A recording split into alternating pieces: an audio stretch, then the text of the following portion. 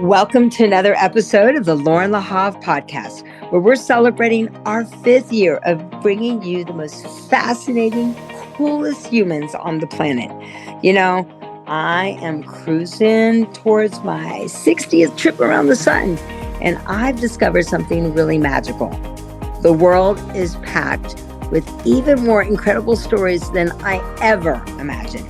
And every week, it's like opening a surprise gift. You never know who's going to pop into our studio. Maybe it's a tattoo artist who became a quantum physicist or a grandma who just climbed Kilimanjaro. We dive into the good, the messy, and the beautiful, sharing those awe moments, the epic fails that turn into beautiful wins, and the raw truth about owning who we really are. Because let's face it, life is way too short to pretend.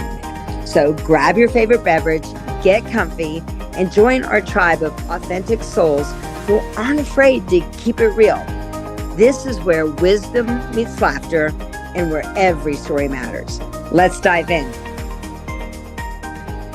Well, welcome back. This is going to be a very fun and fascinating time. Erin, I am so glad that you are on the podcast today. You are just such a special woman. And I'd love for you to give a little bit of background, but I want to just talk about, first of all, how proud I am of you. How many years have I known you now?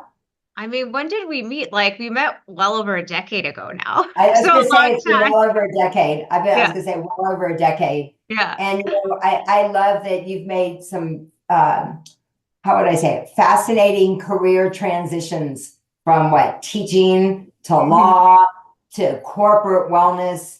I would love for you to share a little bit about that, first of all, because I think, a lot of people go, well, I can't do that. Because this is just what I've done all these years. I mean, you've had a lot of transitions, and you've like jumped in for each one of them, all in. Yeah. And, and it's interesting because like now I really see that as like a strength that got me to where I'm going. But as you know, when you met me at the time, it was, frustrating. Initially I taught high school in the Chicago public schools for 5 years.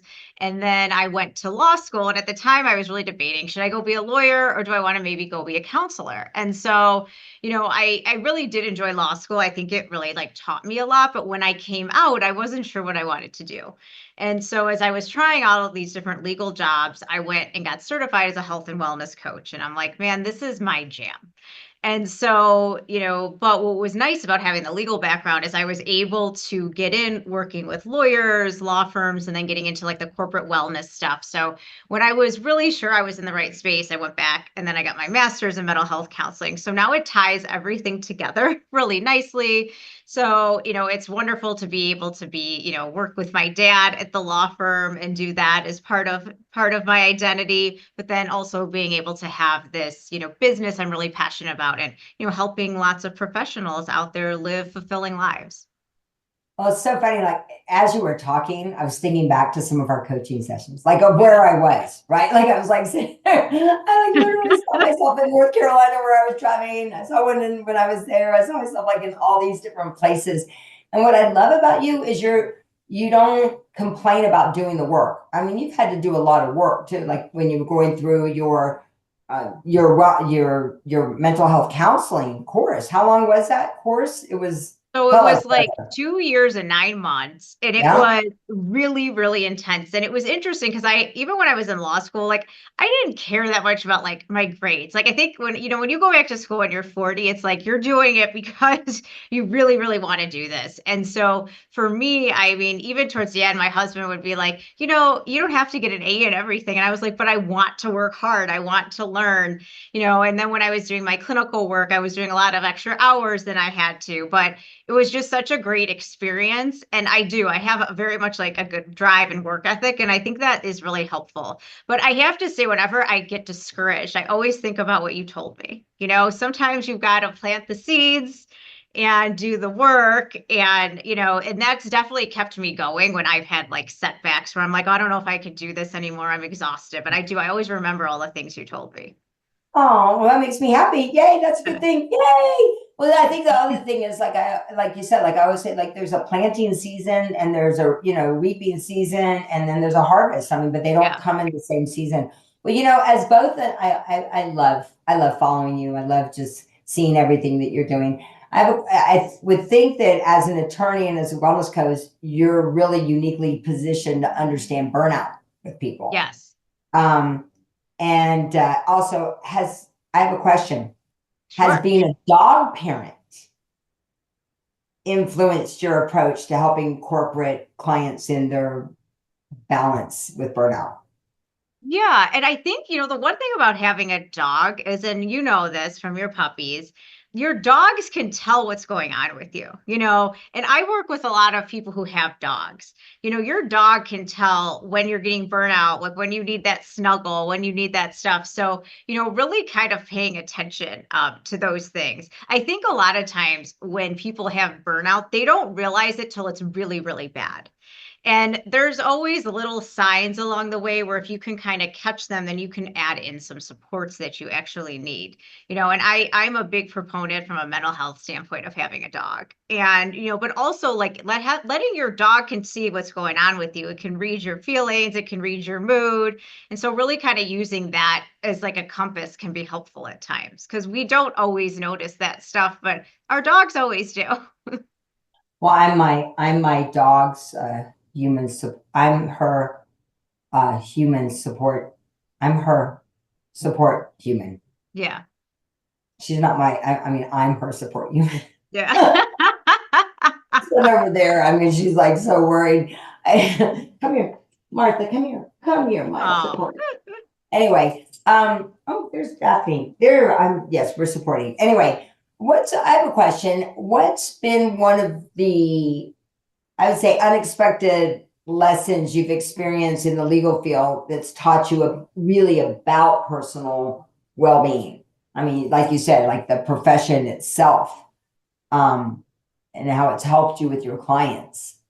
Yeah, the one thing that's interesting if you're a lawyer, like, being a lawyer is not a 9 to 5 job.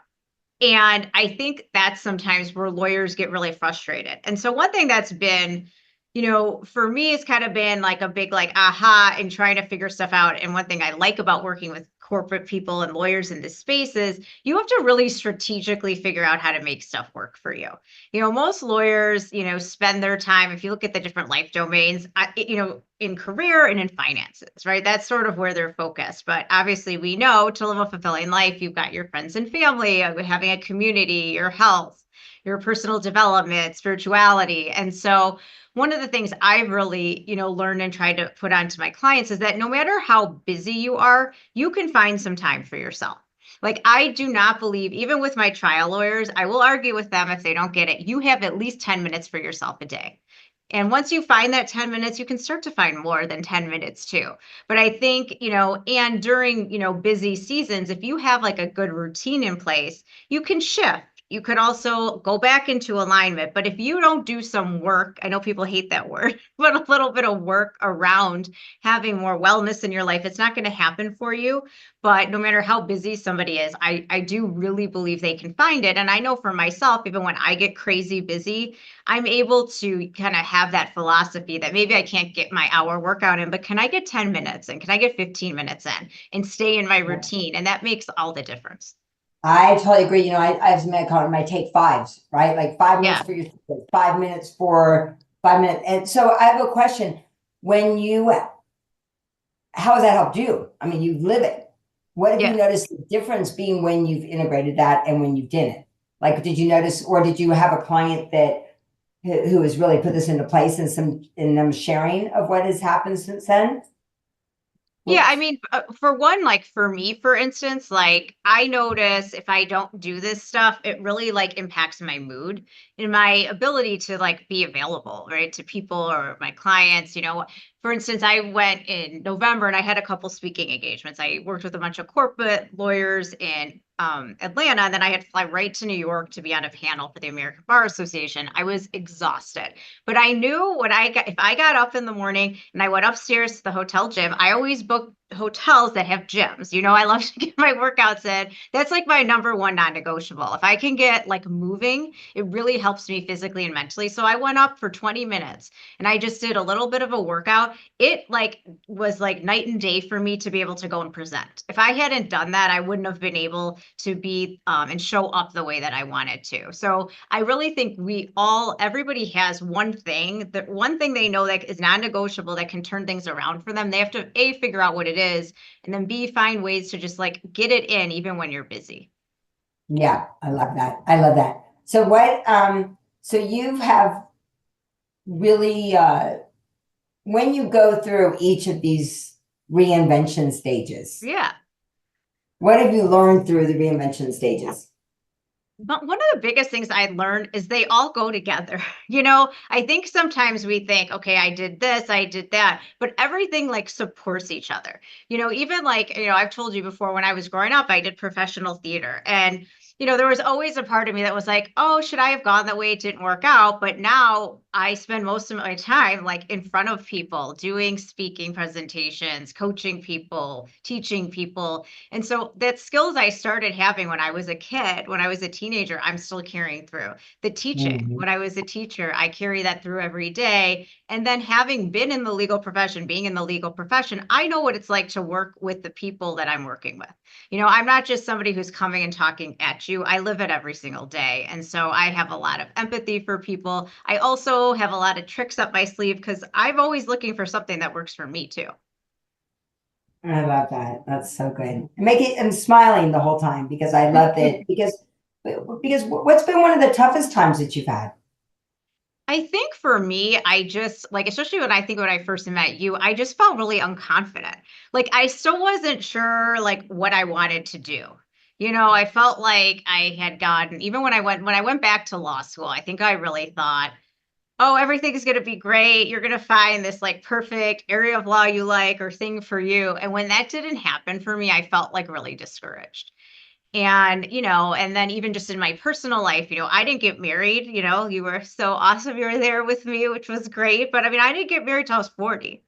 All of my friends got married before me. My sister got married, who's younger, a long time before me. And like all of those things just, and people would make comments on it, it's just Yeah, yeah. terrible. But I remember, and that's yeah, why I wanted you to share this. I mean, yeah, I kind of like want you to share, like, yeah, it's coming. Like I remember saying to you sometimes, don't worry, it's gonna happen. yeah. Like it's coming. And so, like, what would you say to those people that are feeling like, oh my God, shut up, is it really gonna happen? Like, I just feel like, I mean, there were times it was hard for Times you. were What hard. kept I you mean, and going? like, What kept you yeah. going? And even just like in my personal life, like what, I obviously struggled in a lot of relationships when I met John. And I think what just kept me going was when I really thought about it, I realized I had a lot to offer. I was working on other areas of my life at the time. So I wasn't just focused on that. I was like, well, I can work on my business, my friendships. I have some great girlfriends, now because I cultivated those, but also just realizing stuff happens at the right time. I mean, John is amazing, but like I wouldn't have had that relationship with the other men that I had been with where I was like crying because it didn't work out. I think, things just happen when they're meant to happen. And I think you have to be open to stuff too, saying yes to things. I'm really into saying no to stuff when it comes to my boundaries, but sometimes you have to take a chance and say yes to things too. I agree. I totally agree. And like, so I think also when people come from different backgrounds, like we were Yeah. talking about that, what have you learned about embracing differences? Because I have to embrace differences too, as you know. Yeah, I think just, again, I try to be curious about things, because sometimes like, as I'm very like regimented how I do stuff sometimes. And so I try to just be like kind of more open to things and I try to talk to people and just really understand where they're coming from, from their point of view. And since I've been able to do that, it's actually been a really good experience, even just like meeting like all the different, like my husband's Greek and just like meeting everyone. I've got really close with some people in that community where before I kind of felt like an outsider, but they've been like so open to me. But I think part of it initially was I felt uncomfortable. And so I was kind of being closed off. So I would just say being more open, being curious. And even if I don't agree with somebody, like sometimes I work with different, clients from different backgrounds, have different political views than me. That's fine, right? We're all different and unique. And like, I do think we can find common ground and just listen to each other sometimes. I love that. Well, first of all, I have to say, I went to the most beautiful, your wedding was the most beautiful wedding I've ever been to in my entire life. What was your favorite thing about, I know this is off subject, but I think it's important. Yeah. What was your favorite thing about that weekend? My favorite thing about that weekend was that I had all the people I loved there. That Okay. people came in from all over the country to celebrate with us. And it was like the perfect group of people, and everyone just had fun. Like everyone Yeah. I talked to after was like, that was the best wedding because we all just had a really good time together, Yeah. And that was the most important to me. It was really just the people that were there. I didn't even know what the venue looked like until I walked in because I had my mother and my friend Vince, who was like the wedding planner of VH Designs, he designed everything. So like I just walked in like right before everyone else saw the reception area. What did you think when you walked in? I was just like, I oh would my have goodness. cried. I just loved it. I mean, it was everything I wanted because like I'm like, I want a fall wedding, I want pumpkins and twinkle lights everywhere. And it was just amazing. But for me, I really like surprises. So it was just fun Ah. and special for to do that because I knew my mom would not get out of the park, and it also made the prep easier for me because I just like had fun, I love that. I love that. That's so cool. Well, you know why I liked it? Well, first of all, I love seeing you so Yeah. happy. I mean, I was like crying the whole time. But you know what I also loved? I had never had squeaky cheese before, and had I not, I know. not be so educated now about squeaky cheese, Hey, and welcome to Wisconsin, Lauren. I loved it. It was amazing. So tell us, I know I'm very excited. You got your new book coming out. Tell us a Yeah. little bit about the book. It's coming out in a couple months, right? Yeah, so May 6th it comes out. It's called Wellness Reimagined, a holistic approach to health, happiness, and harmony. And, I obviously, as you know, this has been like a labor of love for me to put this book out. And it's really for me about like a wellness program that I can get on board with. It's about, choosing something that is going to support your values. It supports the life domains you're interested in at this point in your life. As we all know, as you go through different seasons and phases in life, things change. And one thing that's always bothered me about wellness programs out there is they're very strict. Like this is do this for eating, do this for exercise, do this for mindfulness. And some of these programs are wonderful for the people they work for. And I when I work with clients, I try to figure out, well, what's going to work best for them. So I really tailored this book to be like I'm individually coaching you, and by the end of it, you're going to learn to have a wellness program that works for you, learning how to set smart goals, and it's something evergreen, so you can revisit it at different times in your life when you want to make some shifts.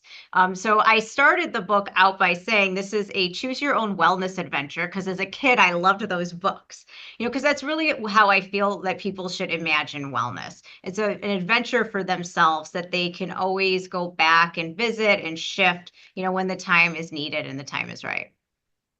Well, you have inspired me, just so you know. I can't wait I don't want to share it on the podcast, but I will share it with you in person when you're with me in March and speaking at the Yeah. event in a couple weeks.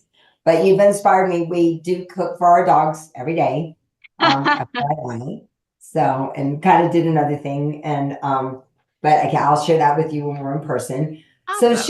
share with us a little bit about, you're going to be speaking at the event as well.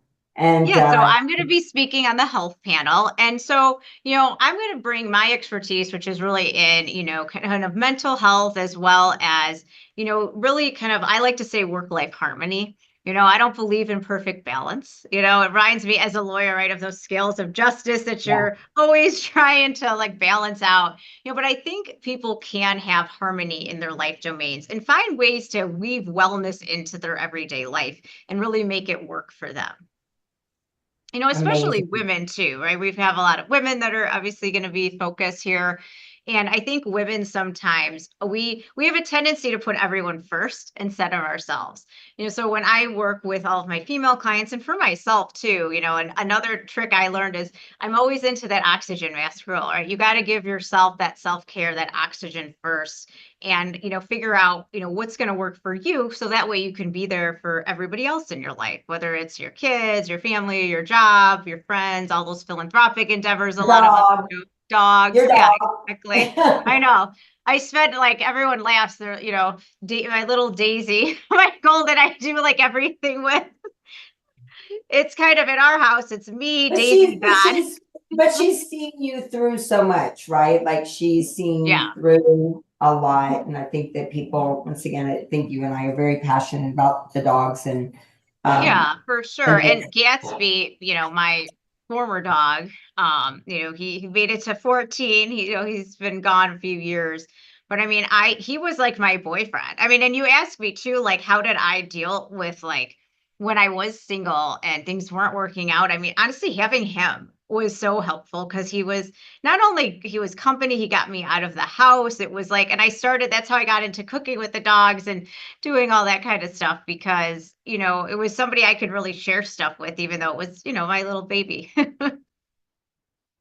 did you say 8 years? It's No, been eight. he made it to 14. Oh, okay. I was gonna say, Yeah. So I want to um, get, though, my Daisy, I think, needs a new brother or sister. So that's on my mind too. oh my God, it's so crazy. Awesome. Well, I'm gonna ask you one final question. I want to be Sure. respectful of your time. I always ask everybody, I think you've already told us, but what's one thing that you do to stay true to yourself no matter what? One thing I do to stay true to myself is, you know what? I'll tell you a little something different. I give myself grace. I have a necklace I wear sometimes with the word grace on it, and I have little post-its and things with that word. And I try every day, because I'm not perfect, and so I'm going to give myself grace when, I'm having those moments, because that's one thing that does keep me through and keep me going. So how do you give yourself grace? What do you say? What do you do? You said you do. I have post-it notes too, but what do you do when you say you give yourself grace? So I like, let's take, say like, when something I get happens. frustrated, as you know from working with me, I could be a bit of a perfectionist at times, and I Yeah. will beat myself up about stuff. So now I'm just very aware of it. I will sit and I will just be like, breathe and be calm. And I say to myself, give yourself grace, give yourself grace, give yourself grace. I mean, I say that mantra to myself, and it really helps me. But I think just being aware of it and noticing it right now before I start beating myself up, is helpful. And I also talk about it with people. If I'm Yeah. getting frustrated, I'll, grab my husband and be like, come in here. I'll call one of my girlfriends and I'll tell them how I'm frustrated, because instead of holding it in, I think it's really helpful and healthy for us to get it out. Yeah. I love that. That is great. Great info. So I know we'll put it in the show notes, but how can people find out more about you other than seeing you in Vegas?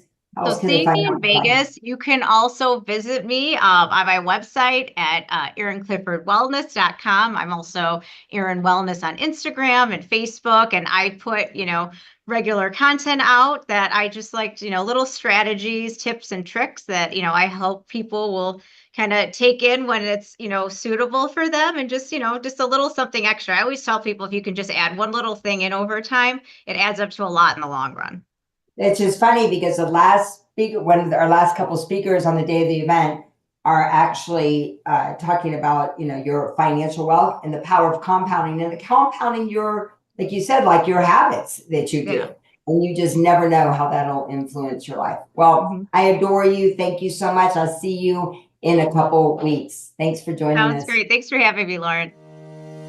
And that's a wrap on another episode of the Loren Lahav podcast. I hope you're walking away feeling totally inspired, energized, and ready to take on whatever comes your way. If you enjoyed our conversation today, wait till you hear what's coming up next. Speaking of which, mark your calendars, because something incredible is happening March the 7th through the 9th. The Own It experience is coming. And trust me, you don't want to miss out on this transformational event. We're talking breakthrough moments, powerful connections, and tools that you can truly own your journey. Can't wait until then. Here's how you can stay connected. Make sure you subscribe to wherever you get your podcasts, Apple Podcasts, Spotify, or your favorite podcast app. Just search for the Loren Lahav podcast, and don't forget to tap that follow button. For all the behind the scenes goodness and daily inspiration, follow me on Instagram at I am Loren Lahav. And if you're loving what you're hearing, spread the love, share this episode with a friend who needs to hear this message.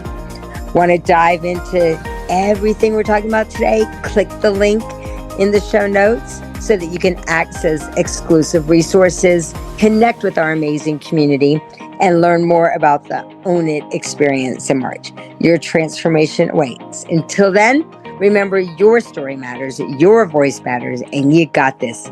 See you on the next episode.